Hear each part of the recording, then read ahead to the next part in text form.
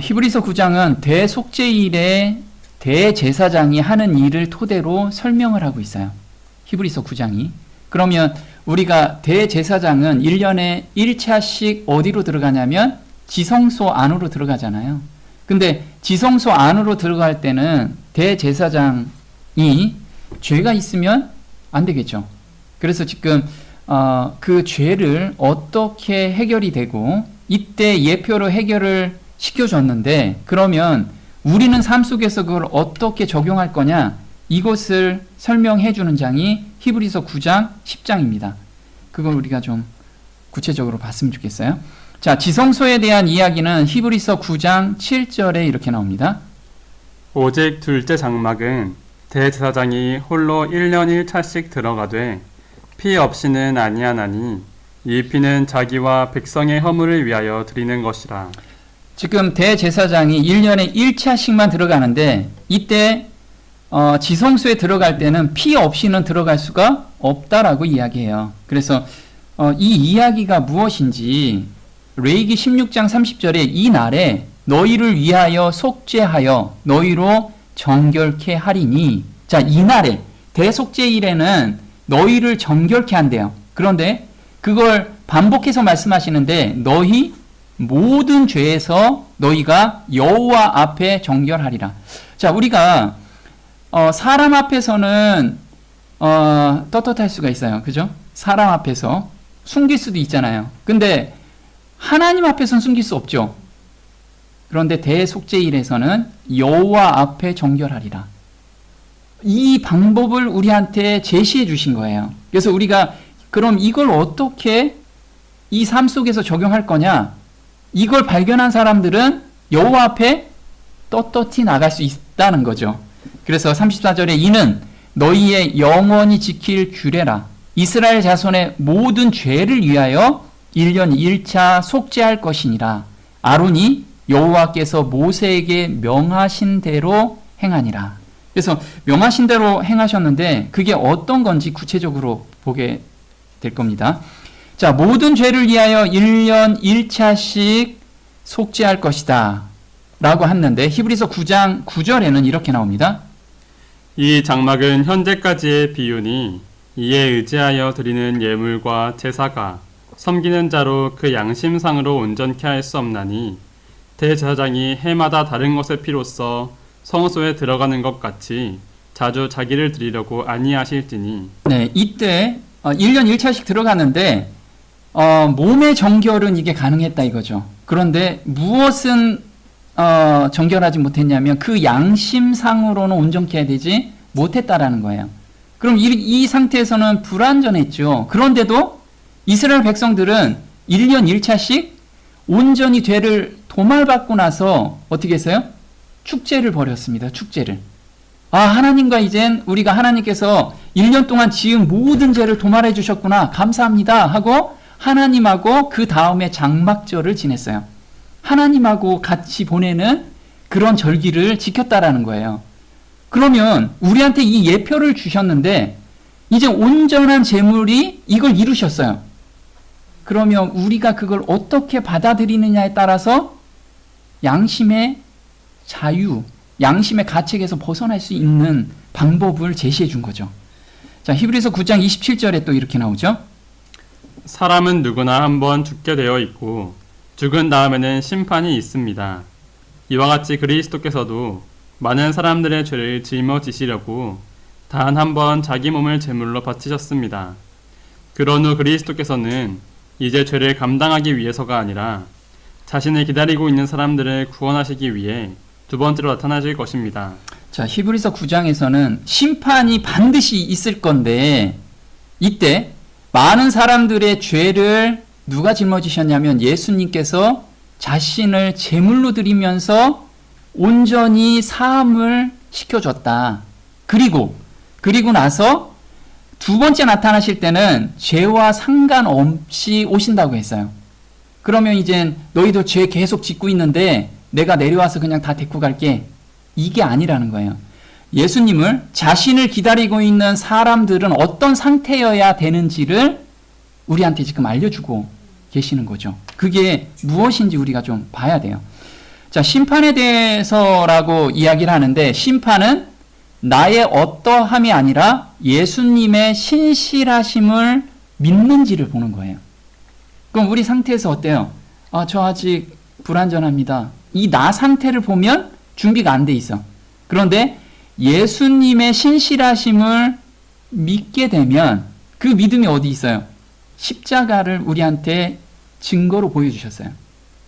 그걸 우리가 온전히 지키신 예수님의 신실하심을 믿는다면 우리가 오늘 준비되어 있을 거라는 거예요. 이게 무엇인지 우리가 오늘 좀 구체적으로 봐야 돼요.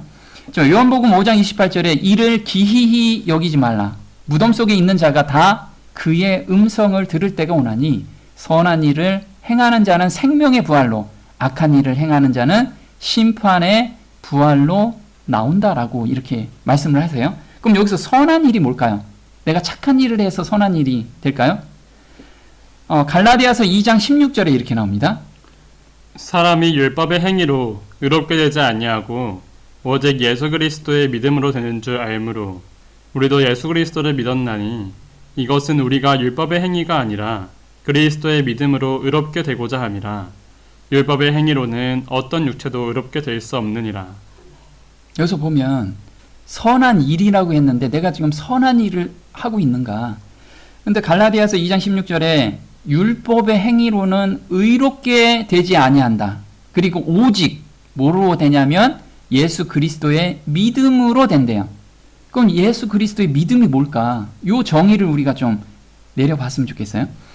자, 그리스도의 믿음이란 우리 질문을 해보자고요. 구체적으로 뭘까? 난 예수님을 믿는다고 하는데 그 믿음이 뭘까? 창세기 15장 6절에는 믿음에 대한 정의를 내려요. 아브라함이 여호와를 믿으니 여호와께서 이를 그의 의로 여기시고. 자, 여기서 보면 아브라함의 상태를 지금 이야기를 해줘. 아브라함이 무엇을 믿어요? 하나님을 믿어요. 하나님을 여호와를 믿었는데 이를 의로 여겼대요. 그럼 하나님의 무엇을 믿었느냐? 하나님의 말씀을 믿었죠. 어떤 말씀을 믿었을까요? 아브라함 네가 너희 씨에서 자손이 번창하게 될 거고 그 다음에 너를 통해서 이방 나라 사람들이 복을 받을 거다. 이게 하나님 말씀이죠. 아브라함 자기가 어떠함이 아니고 그 말씀을 믿음에 그게 의로 여기셨다라는 거예요. 그 말씀을 믿고 갔기 때문에. 그래서 믿는다라는 것은 원어로는 아만이라고 해요. 아만. 자, 아만이라는 뜻이 뭐냐면 신실하다, 굳게 세우다. 그러니까 하나님의 말씀을 굳게 잡고 있는 것이 믿음이라는 거죠. 또 신실하다라는 뜻이에요. 하나님은 변함이 있으신가요? 변함이 없는 그 하나님을 믿는 것이 믿음이라는 거예요. 자, 신명기 7장 9절에 이렇게 나옵니다. 너는 알라. 오직 내 하나님 여호와는 하나님이시요 신실하신 하나님이시라. 그를 사랑하고 그 계명을 지키는 자에게는 천대까지 그 언약을 이행하시며 인애를 베푸시되. 자, 하나님께서는 왜 모세 오경을 주셨냐면 모세 오경에서 하나님이 신실하시다는 것을 증명해 주신 거예요. 우리 이스라엘 백성들이 계속해서 반역해도 하나님께서는 한 번 택한 백성은 끝까지 보호하고 계신다. 그래서 나한테 돌아오게끔 계속 하나님께서는 계속해서 그 약속을 지키시는 하나님을 지금 이야기를 우리한테 보여주고 계시는 거죠. 그래서 신실하다라는 뜻이 믿음이라는 뜻이에요. 믿음. 그래서 여기서 뭐라고 하냐면 하나님 여호와는 하나님이시오 믿음의 하나님이시라. 이렇게 읽어도 되는 거예요. 신실하다라는 게. 또 시편 89편 28절에 저를 위하여 나의 인자함을 영구히 지키고 저로 더불어 한 나의 언약을 굳게 세우며. 요게 굳게 세우다라는 건 하나님은 한번 언약하면 결코 변형하고 바꾸지 않는 분이다. 그래서 굳게 세우다. 요걸 뭐라고 읽느냐면 믿음이 있다라고 얘기하는 거예요. 그래서 나의 언약을 믿어라라고 읽으면 이것도 되는 거예요. 자, 이사야서 7장 8절 한번 볼게요. 65년 내에 에브라임이 패하여 다시는 나라를 이루지 못하리라. 만일 너희가 믿지 아니하면 정령이 굳게 서지 못하리라 하셨다 할지니라. 자, 여기서 믿음이라는 단어를 그대로 두 번을 썼어요. 너희가 믿지 아니하면 정령이 굳게 서지 못하리라. 요 아만이라는 뜻이 믿다, 그 다음에 굳게 서다 라는 뜻이라는 걸 기억했으면 좋겠어요. 그래서 나의 어떠함이 아니라 말씀을 하면 신실하게 지키시는 하나님을 믿는 것이 믿음이다 라는 걸 우리가 기억했으면 좋겠습니다. 자, 그럼 요거를 갈라디아서 2장 16절을 한번 제가 다시 번역해서 한번 읽어 볼게요. 자, 믿음은 예수 그리스도의 신실하심을 굳게 잡는 것이 믿음이라는 거예요. 그래서 사람이 율법의 행위로 의롭게 되는 것이 아니고 오직 예수 그리스도의 신실함을 통하여 의롭게 되는 것을 우리가 압니다. 우리가 예수 그리스도를 믿는 것은 율법의 행위가 아니고 그리스도의 신실함으로 의롭게 되기 위함입니다. 자, 그러면 그리스도의 믿음으로 되는 줄을 우리가 안다라고 얘기했는데 그 믿음이라는 게 그리스도의 신실함이라는 거예요. 그럼 예수 그리스도의 신실함은 뭘까요? 하나님이 말씀하셨음에 반드시 이루어진다는 것을 붙잡고 사셨죠. 그리고 예수님께서 십자가에 못 박히셔서 우리의 죄를 온전히 사하시고 지금 우리가 죄를 지었을 때 예수님께 고백하면 예수님께서 반드시 그 죄를 사해 주시는 분이라는 그 신실함, 변하지 않는 그 신실함을 믿는 것이 믿음이라는 거예요. 자, 그래서 그 신실함의 증거로서 십자가를 저희한테 주셨죠. 그럼 믿을 신자, 우리 한문으로 이렇게 쓰죠. 믿음을 구체적인 단어 신실함으로 읽을 때 성경 구절이 선명하게 보이게 돼요. 그래서 우리가 로마서 1장 17절에 이렇게 나옵니다. 복음에는 하나님의 의가 나타나서 믿음으로 믿음에 이르게 하나니 기록된 바 오직 의인은 믿음으로 말미암아 살리라 함과 같으니라. 자, 여기서 보면요, 우리 많이 들어본 거죠. 그럼 믿음을 신실함으로 한번 읽어볼게요. 신실함으로. 복음에는 하나님의 의가 나타나서 예수님의 신실함으로 예수님의 신실함에 이르게 하나니. 그래서 예수님의 신실함, 변하지 않는 그분을 내가 의지하고 신뢰하는 것을 믿음이라고 해요. 신뢰하는 거. 그 신뢰감이 내가 말씀에서 경험하게 되면 점점 신뢰감이 쌓이게 되죠. 예수님에 대한 신뢰감이 점점 쌓여요. 변하지 않는 분. 예수님은 이 땅에서 하나님의 신실하심을 믿음 가운데서 걸어간 거예요. 경험하면서 계속해서. 그러니까 하나님을 계속해서 신뢰하는 신뢰심이 더 커진 거죠. 우리가 그 신뢰심이 자란다라는 거예요. 그래서 오직 의인은 예수님의 신실함으로 말미암아 살리라 함과 같으니라. 우리가 또 믿음에 대한 이야기를 해요. 갈라디아서 3장 11절에 이렇게 나오죠. 하나님 앞에서 아무도 율법으로 의롭게 되지 못할 것이 분명하니 이는 의인은 믿음으로 말미암아 살리라 하였음이라. 네, 믿음으로 말미암아 산다라는 것을 우리가 예수님의 신실함으로 말미암아 살리라. 예수님이 우리한테 새 마음을 주시고 우리가 마음만 오픈하고 있으면 우리는 결코 넘어지지 않는다. 왜? 예수님의 신실함 때문에. 이걸 믿고 가야 돼요.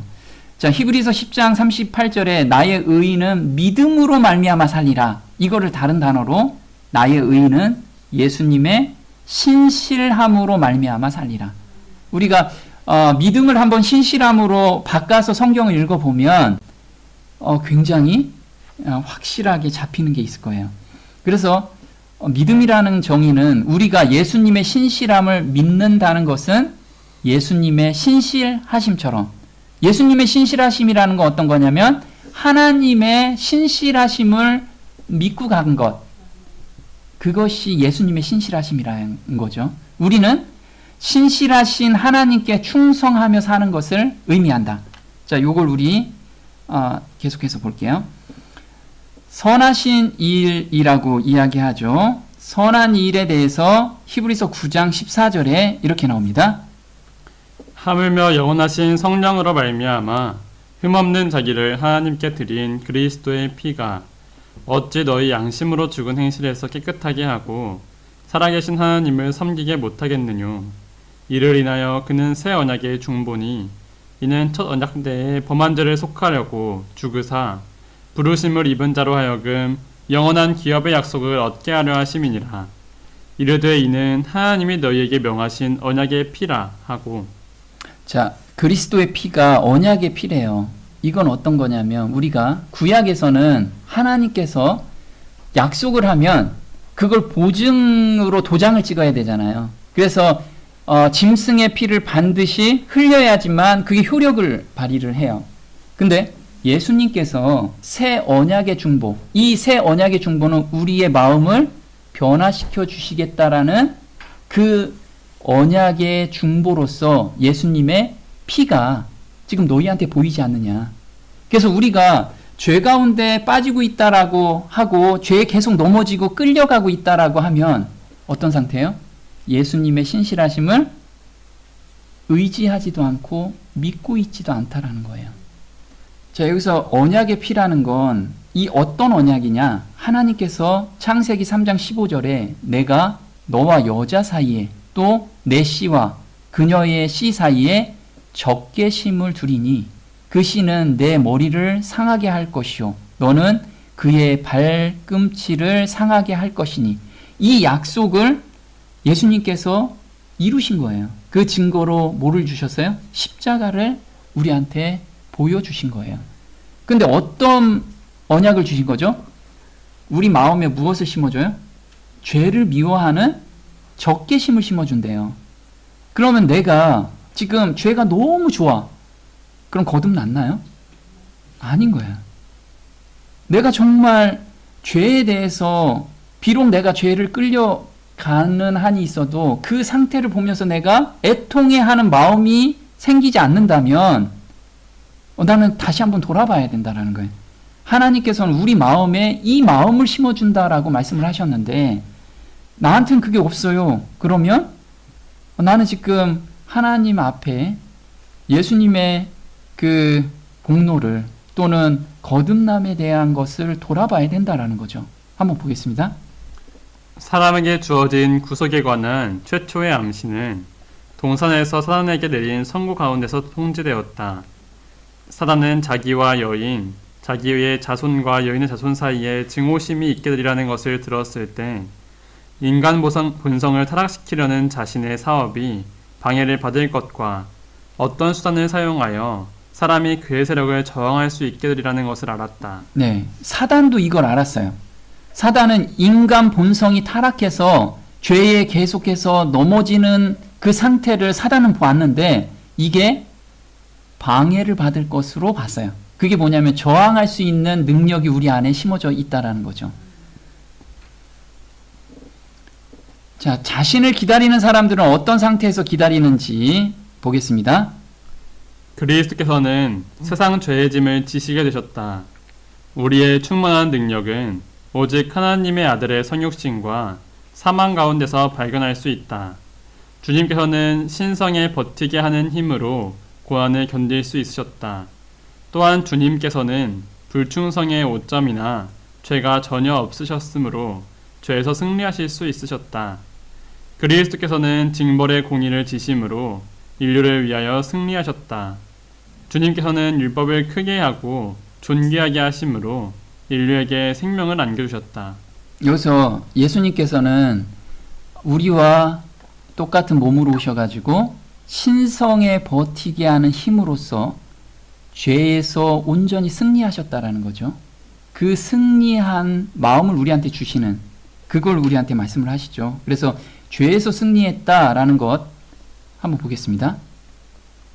그대는 어떤 큰 것을 하기를 바라며 그대는 기다리고 있는 보다 작은 일들을 지나쳐 버리지 말라. 유혹에 저항할 때마다 그 저항력은 커져서 유혹에 대처하기가 쉬워진다. 한번 자아를 부정하면 다음부터는 그것이 쉬워지고 한번 승리를 하면 새로운 승리의 길이 열리는 것이다. 유혹에 대항하고 자아를 부정하며 죄를 이기는 등 이런 일 하나하나는 영원한 생명 위에 뿌려진 씨인 것이다. 자, 우리한테 엄청나게 큰 것을 지금 원하시지 않으세요. 우리는 일상에서 아주 작은 것, 작은 일에 저항하라는 거예요.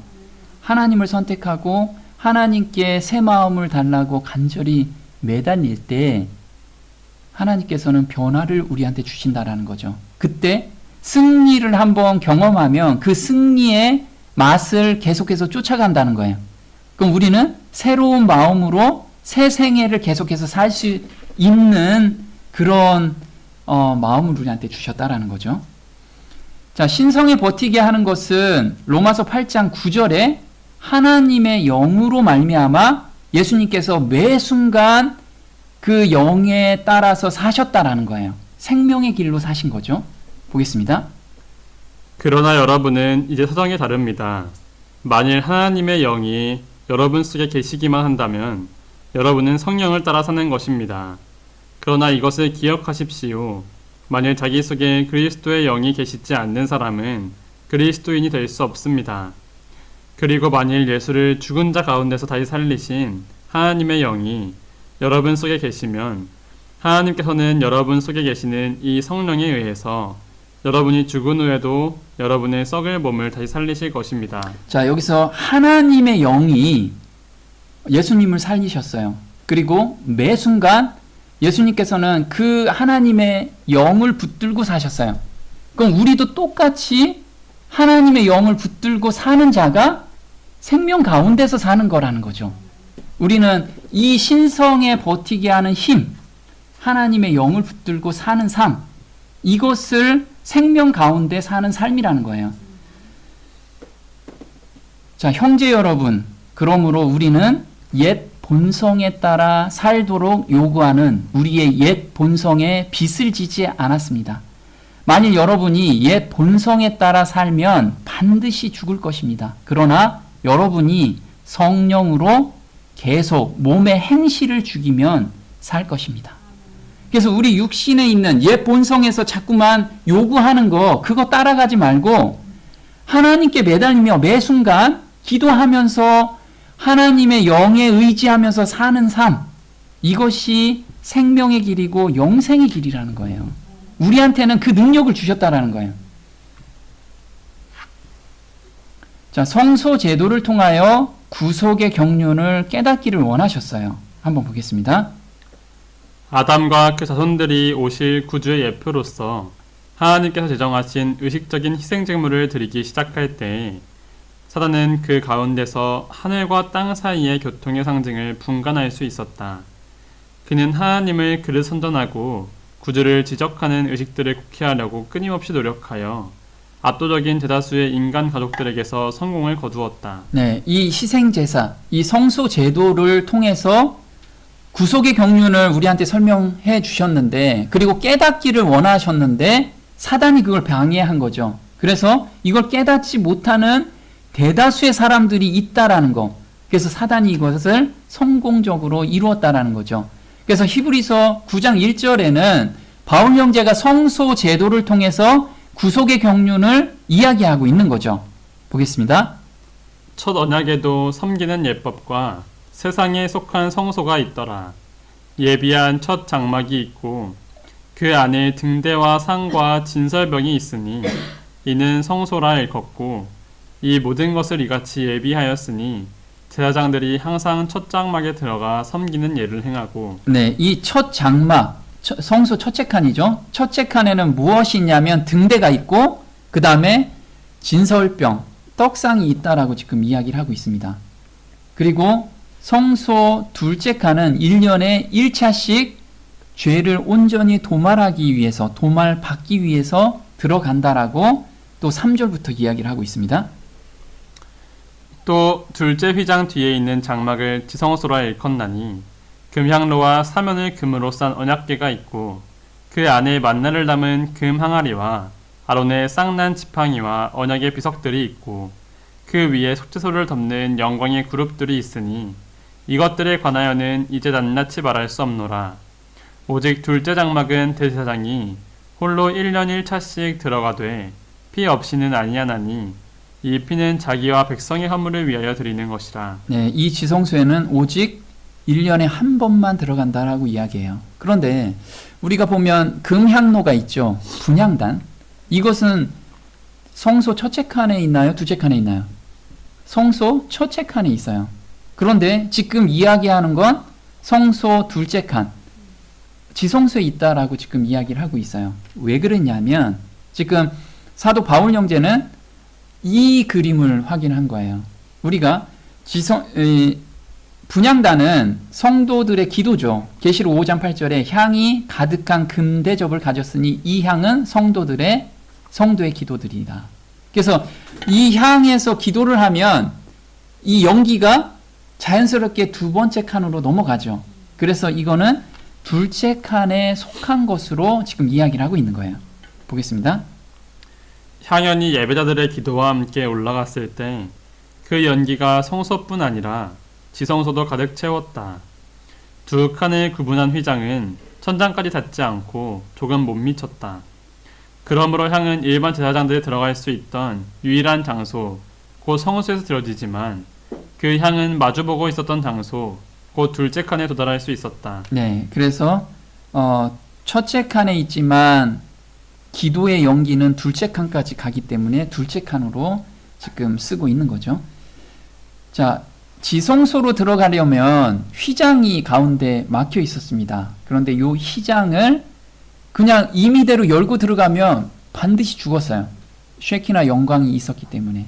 그래서 우리도 그냥 들어가면 반드시 죽습니다. 지금도 마찬가지야. 예표죠. 예표인데 하나님 앞에 우리가 그대로 가면 모두 다 죽습니다. 그래서 죽지 않는 방법을 우리한테 알려주신 거죠. 히브리서 9장 8절입니다. 성령이 이로써 보이신 것은 첫 장막이 서 있을 동안에 지성소에 들어가는 길이 아직 나타나지 아니한 것이라. 이 장막은 현재까지의 비유니 이에 의지하여 드리는 예물과 제사가 섬기는 자로 그 양심상으로 온전케 할 수 없나니 이런 것은 먹고 마시는 것과 여러 가지 씻는 것과 함께 육체의 예법만 되어 개혁할 때까지 맡겨둔 것이니라. 네, 예전 이 성막 제도는 양심상으로 온전케 할 수 없기 때문에 온전한 제물이 온 거라 이거죠. 그래서 온전케 할 수 없었다라는 것을 11절에 이렇게 나옵니다. 그리스도께서 장래 좋은 일의 대제사장으로 오사 손으로 짓지 아니한 곧 이 창조에 속하지 아니한 더 크고 온전한 장막으로 말미암아 염소와 송아지의 피로 아니하고 오직 자기 피로 영원한 속죄를 이루사 단번에 지성소에 들어가셨느니라. 네. 첫 번째 눈에 보이는 성소에는 염소와 송아지의 피로 들어갔는데 이제 예수 그리스도의 피로 이걸 온전히 이루셨다. 그래서 휘장을 걷어내셨다라고 지금 우리한테 이야기하고 계신 거죠. 그래서 히브리서 10장 20절에 그 길은 우리를 위하여 휘장 가운데로 열어놓으신 새롭고 산 길이요 휘장은 곧 저희 육체니라.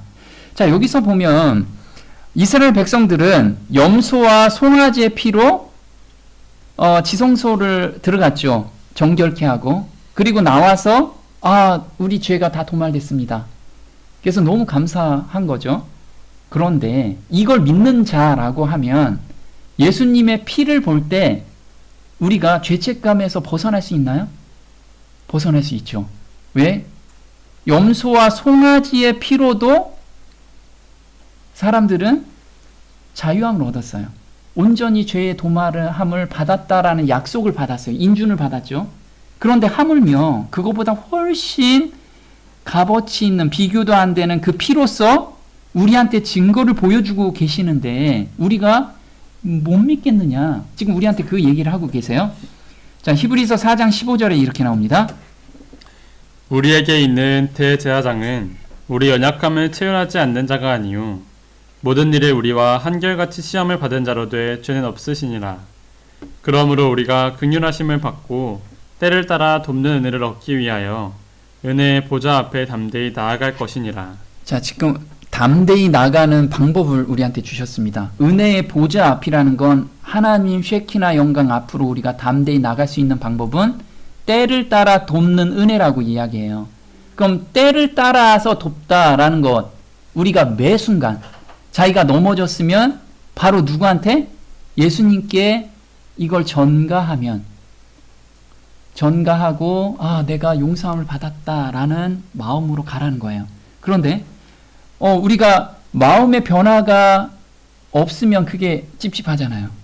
그래서 우리는 계속해서 하나님께, 예수님께 기도를 통해서 우리가 헌신과 그 다음에 고백을 통해서 용서함의 경험을 계속해서 간구하면서 가라는 거예요. 간구하면서.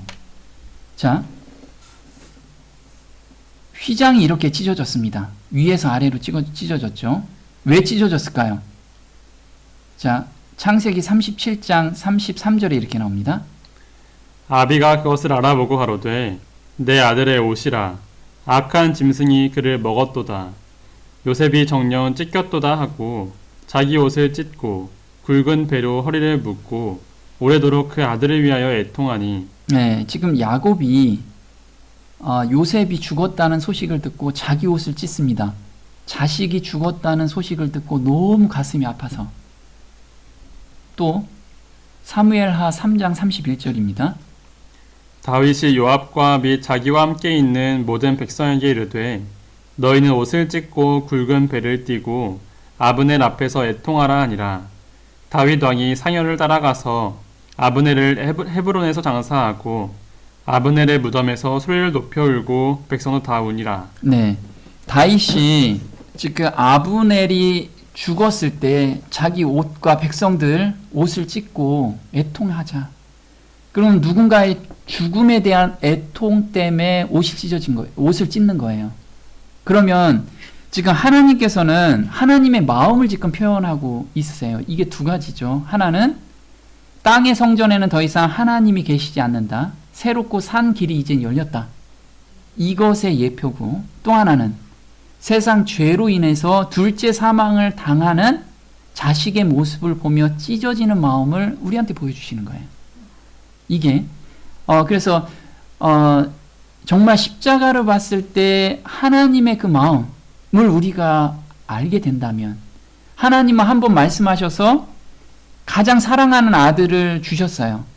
그리고 그 신실하심, 변하지 않는 그 우리를 구원하고 싶어하는 그 마음을 우리가 매 순간 생각한다면 죄에 빠질 수 없다라는 거예요. 자, 염소와 황소의 피와 예수 그리스도의 피를 지금 대조하고 있어요. 정결케 하는 능력이 어느 것이 큰가? 자, 13절에 이렇게 나오죠. 염소와 황소의 피와 및 암송아지의 재로 부정한 자에게 뿌려 그 육체를 정결케 하여 거룩케 하거든. 자, 여기서 보면 염소와 황소의 피로 육체에 뿌렸는데 그 육체를 정결케 한대요. 정결케 하고 거룩하게 했어. 그래서 사람들은 자기가 죄를 져도 염소와 송아지의 피로 속죄함을 받았어요. 온전히. 감사하죠. 근데 우리는 이걸 믿지 않는다라는 거예요. 왜 믿지 않냐면 예수님의 피가 얼마나 능력이 있는지를 믿지 않고 있기 때문에 내가 지금 죄책감 안에 들어가 있는 거거든요. 한번 보겠습니다. 이러므로 첫 언약도 피 없이 세운 것이 아니니 모세가 율법대로 모든 계명을 온 백성에게 말한 후에 송아지와 염소의 피와 및 물과 붉은 양털과 우슬초를 취하여 그 책과 온 백성에게 뿌려 이르되 이는 하나님이 너희에게 명하신 언약의 피라 하고, 또한 이와 같이 피로써 장막과 섬기는 일에 쓰는 모든 그릇에 뿌렸느니라. 율법을 쫓아 거의 모든 물건이 피로써 정결케 되나니 피 흘림이 없은즉 사함이 없느니라. 네, 여기서 온 백성에게 뿌렸고 피 흘림이 없은즉 사함이 없다라고 해요. 그러면 다시 거꾸로 이야기하면 피 흘림이 있은즉 사함이 있다. 이렇게 읽으면 되죠. 자, 근데 염소와 황소의 피 말고 정말 엄청난 피로 우리를 지금 사해 주셨다는 약속을 우리한테 주셨어요. 보증으로 십자가를 주셨고. 자, 14절 볼게요. 하물며 영원하신 성령으로 말미암아 흠없는 자기를 하나님께 드린 그리스도의 피가 어찌 너희 양심으로 죽은 행실에서 깨끗하게 하고 살아계신 하나님을 섬기게 못하겠느뇨. 자, 여기서 보면요. 그리스도의 피를 내가 믿고 있습니다 라고 하면 어떤 행동이 나와야 되냐면 양심으로 죽은 행실에서 깨끗하게 하고 이렇게 나와요. 자, 양심의 가책을 느끼면서 내가 죄에 계속 빠지고 있는 거냐? 더 이상 그 죄가 싫어져서 나는 그 죄에 이제 더 이상 안 지고 싶어요. 이 마음으로 바뀌는 거냐? 만약 예수님의 피가 예수님의 그 공로를 믿고 있다라고 하면 후자라는 거예요. 너무 싫어지는 거예요. 죄가 싫어진다라는 거예요. 그래서 양심으로 죽은 행실에서 이젠 하나님을 섬기는 마음이 절로 생긴다라는 거예요. 그렇게 마음이 바뀌고 행동도 바뀐다라는 거죠. 그래서 이 십자가를 우리한테 주셨다라는 거죠. 볼게요.